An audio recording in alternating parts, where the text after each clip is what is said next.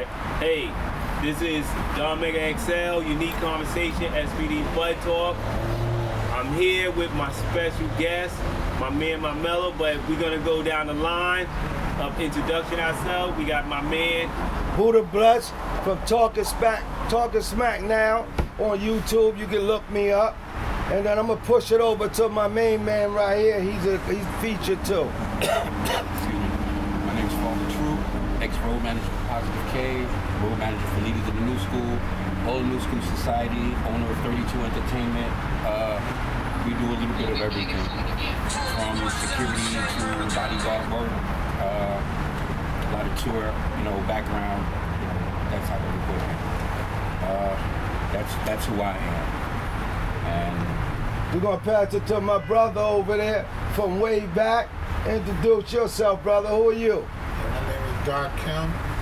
I'm a mason. I do a lot of other things. I build houses, brickwork. My number is 917-568-6456. Been in business for about 30 years. Help is here. Sound like a plan. We're gonna introduce. All right, basically, when we talk about hip hop, everybody always say the 5 boroughs. They always say the Bronx, Brooklyn, and Queens. But hip hop, when it peaked to its finest standard, wasn't for Long Island, but that's the home of Rakim and Public Enemy, right? yes. So, can you elaborate on hip hop in Long Island back in the days? All right, well, I'm Brooklyn's son. I'm born in my family moved out to Nassau County, out to Uniondale. Long Island, I say, is the 6th borough. Like I said, I'm raised in the Bronx, so I'm right there around Grandmaster Flash.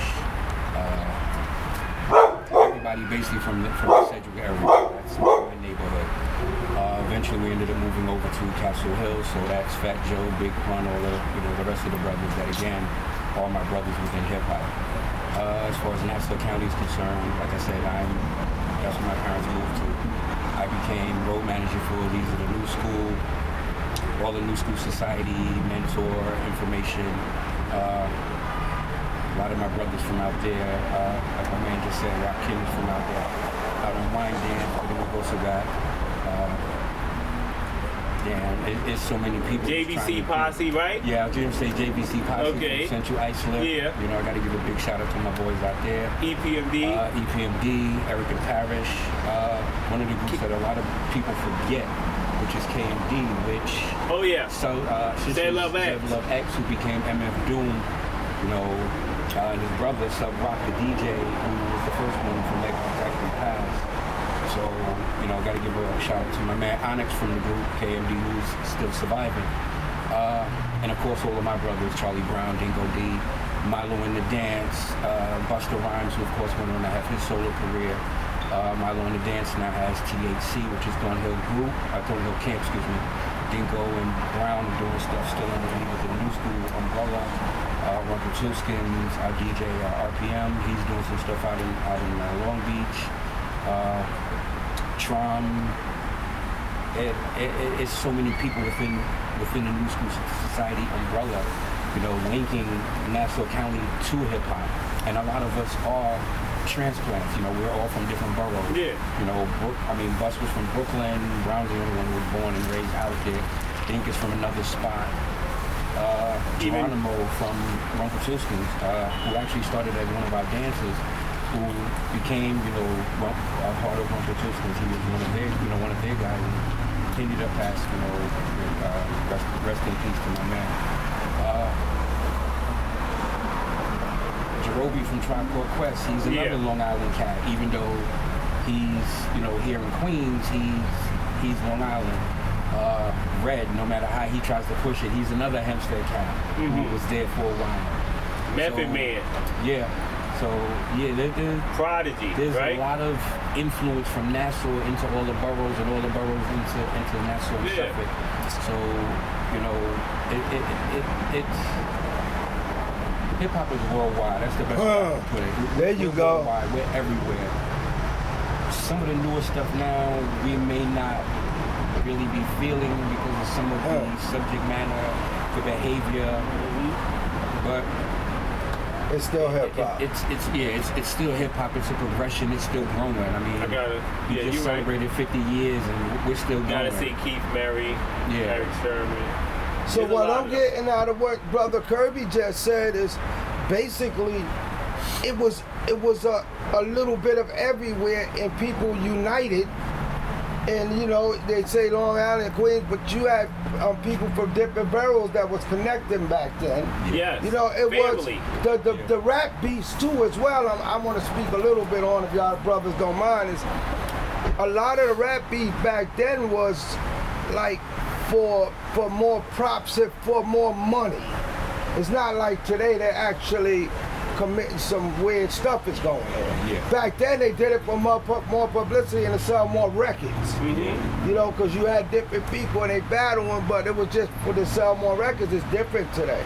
Yeah. You know, I'm from the Stop the Violence era, you know what I mean? When things was, you know, everybody was out there joining together and music was great. Mm-hmm. You know, so that's what I just wanted to elaborate on what Brother Hockaday, well, you know, what Troop said is that, you know, people was from all around really. Yeah. Everybody got along back then and it was about let's get this dollar. I don't care where you from. Yeah. You know, and that's how it goes, bro. And you know, things is getting a little different. Yeah. I know you see from where you been, cause we talking the greatness right here. This brother's been around and he's still here.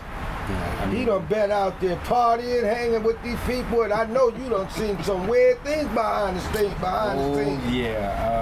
I'm kind of glad that a lot of the craziness, thank you, Brother Milo, for some of the incidents between the Garment District and the Garden. Big up to the young lady, the female cop who did not press charges on us that night for being a little out of sorts. I really appreciate that. But aside from that, a lot of people did get into it for the money, they wanted the prestige. But then there's a lot of us who also got into it for the love of it. I've been in and out of music since I was 10, 11, 12 years old. A lot of the older artists, they have musical backgrounds. Pianos, guitars, drums. My boy DJ Johnny Juice, who right now out with Public Enemy, he has an extensive memory and knowledge of musical instruments. Hip-hop, percussion, Spanish, congas, all types of stuff. I've studied and played violin. I can't play that well anymore due to a break, but I still can do it. I have guitar, I have some drums. I gotta give a big shout out to my cousin Herb. He is the drum master within the family. I have a little bit of saxophone knowledge. I am nowhere like my pops, Pastor Dave, who plays all manner of saxophone, piano, which he got me into. Sorry for breaking the one in the house. I didn't mean to when I was younger. And yes, I am the one who blew the one up in the school. I get bored and I have a lot of knowledge in different areas. So got into an argument one day in music class and broke a cello. That subsequently caused me to smash into a piano, which was already set to be destroyed, but at a later time. But yeah, that was a nice time, you know, and I was able to, again, go through that, and it's music. But it's knowledge. I got to learn my limitations, instruments limitations, strings, and that formed my love of it.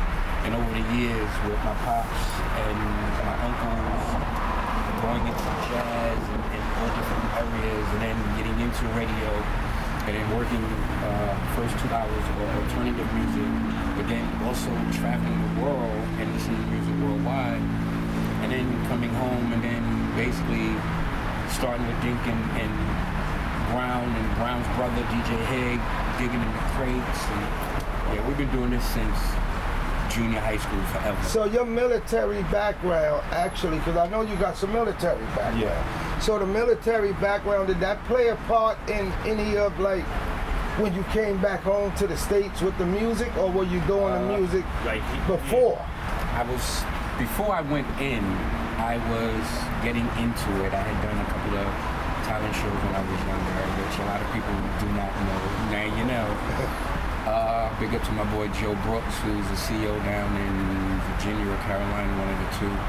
He actually was one of my backup musicians, and yeah, it did not go well. But again, we were kids. You know, we were just trying it. We figured, yo, let's do some Michael Jackson. And we went in there and we did not know. But it led me to get into other things. Yeah, I did start looking at military and municipality service, and I did eventually go into the service after high school. That basically taught me, don't give up, be determined, and thank God that record is sealed, because I've got 3 incidents from 3 different countries, which could have been the State Department issues, but we were able to get past that and keep going. So, but yeah, it taught me to also get into a lot of equipment, a lot more schematics, start reading, tinkering, putting things together. So it allowed me to build my first desktop computer. I'm gonna pick your brain. From there, I've just been going. Surveillance systems, car stereos. What about? I gotta go deeper with you, because I wanna get everything out of you while we got you here on this sit down, because you know, brothers like us, you know, a lot of brothers is gone and we still here, bro. So I thank God for that. But my other question to you was, I see you. I'm almost sure I've seen, because I've seen you involved with a lot. I'm almost sure I seen. Were you did you have a radio station that you played for? Yes. WRHU 88. Okay, that's what I wanted to know. Okay. We sitting there with some greatness right now, y'all. Radio personality. This guy has been around, and he's still there. A lot of people, I'm looking at Frankie Crocker and all these guys. This guy's been around and then been like with some people. Frankie Crocker was actually one of my, I can't say mentor, but he's one of the reasons why my voice developed the way it did, and I started getting into radio. Again, I gotta give a big shout out to my boy Jeff Force. You know, rest in peace, my man. He was our engineer. It was his show. Okay. DJ Johnny Juice was our DJ, and I ran the Shout Out Squad, which was P5, which stood for Progressive Pop Party. I remember that when I was young. Yeah, and our competition was WBAU, Adelphi University. Yeah, I remember that. FM. Wild Man Steve, King Saul, Thaddeus in the background, rest in peace, who has to come to life and its, you know, ups and downs. I don't mean to cut you off. Wasn't Dre from Ed Lover and Dre was Dr. down with Dre, that? From Ed Lover and Dr. Dre. Yeah. Was also at BAU. Okay. T Money. Okay. Dre went on to be. He did production. He did production. I can't remember the name of the original concept. And he got. Yeah, so, you know, that was T Money, Dr. Dre, Easy G. I can't remember the fourth brother in the group, but yeah. Again, like I said, they were our competition, so it was. Okay, you didn't follow them. Well, he did it. Just the names you just mentioned for him to be a competition. Your brain is sharp if you can remember the competition's names. I remember nights where Jeff would come in and say, yo, we got guests coming in. And I would say, okay, whatever. And I really wouldn't pay attention. Again, I worked with Jeff throughout the week. Jeff imported, exported records under a company called Ice Imports. So, I worked with him. We did a lot of stuff internationally. Eventually, we had Charlie Brown working with us. So, he had a decent crew. 2 other employees also did radio at Hofstra. So, it was a lot of radio people, a lot of music people. So, it's a large family. Even Jam Mike from HCNF Studios, he did a radio show at Hofstra also, a Jamaican show. So, like I said, it's a large family. And then that family got me into doing A&R with Rude Boy Records, and then that got me into Still Post with Sitting in the Mills, reading them, and moving on and doing other projects. And yeah, it's a lot, and there's a lot of people. You know, sometimes I might forget a name, but you give me 2 or 3 minutes, 5 minutes, and then it pops right back in. A lot of history, boy. We sitting around a lot of history right now. Hip-hop history. You know, looking at Girls for Videos, Ran Nubians when Leaders was on Electra. Their label mates as well as KMD, Shazzy, which was the female MC, which we did some. Yeah, I remember Shazzy, Jiggaho, right? And we all write for each other. We all work together. We do background on each other's, you know, records. There's a De La record that I'm sure they probably cut me out of that video for Buddy, but I'm in the back of the video, running around like everybody else. There's certain parts of different liner notes my name is on, and it's in the beginning I really wasn't focusing on it.